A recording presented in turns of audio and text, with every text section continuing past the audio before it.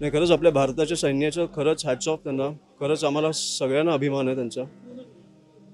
पण जेवढं दुःख किंवा जेवढा मी हर्ट होतो पहलगाम झाल्यावर, तेवढा आनंद किंवा सॅटिस्फॅक्शन मला आज मिळालेलं नाही. कारण ते अतिरेकी अजूनही आज फिरतायत. भारतात असतील किंवा पाकिस्तानमध्ये असतील, ते मोकळे फिरतायत.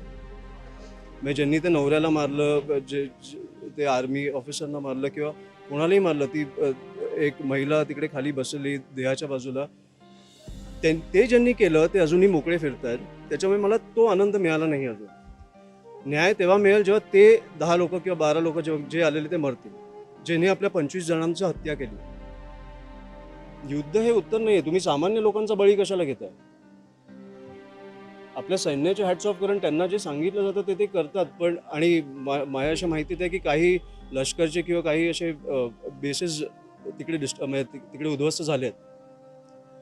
पण शेवटी हे चालू कशामुळे झालं? ती लोकं अजून मोकळे फिरतायत.